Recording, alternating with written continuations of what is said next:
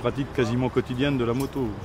J'ai démarré par la compétition, par le motocross. Et maintenant, je fais toujours un petit peu de moto tout-terrain en loisir et j'utilise ma moto régulièrement tous les jours pour circuler en région parisienne.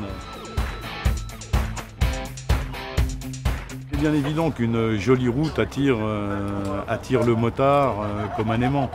Le plaisir, c'est sûr. Maintenant, je veux dire qu'avec l'âge, je suis devenu très raisonnable.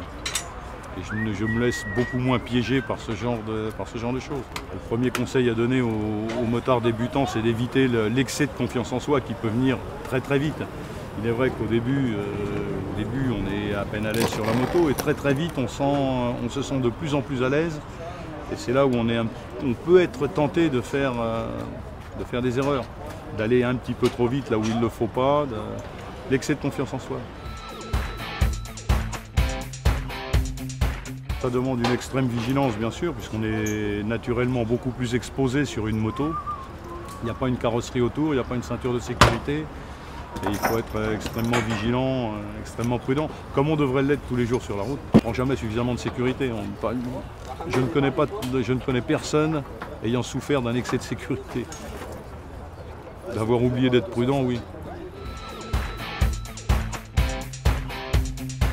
Il faut être extrêmement prudent et choisir les bonnes personnes. Si les deux Christophe, je dirais, puisqu'il y en a deux, l'un pour tenir le rôle de la moto, l'autre qui nous fait le scooter travelling. Christophe qui fait la moto, c'est un pilote émérite, je dirais, qui a gagné de nombreuses compétitions, en tout terrain notamment, qui a gagné le trophée Andros sur la glace, qui a fait en moto bien sûr, et qui pilote extrêmement bien les motos. Elles ont toutes leurs particularités. Je dirais la plus difficile, c'est vraisemblablement celle que l'on appelle la priorité.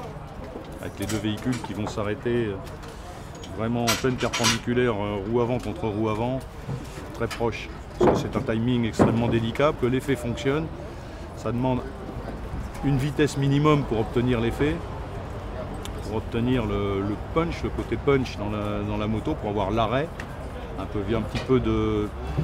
J'hésite à utiliser le terme violence dans l'arrêt, mais bon, le côté vraiment hard du coup de frein, aussi bien avec la moto qu'avec la voiture. Lorsque j'ai découvert le script, quand j'ai vu le storyboard, ça m'a inspiré que du bien, je dirais. Faire quelque chose pour les motards, c'est toujours quelque chose de bien, au sens où je suis moi-même motard.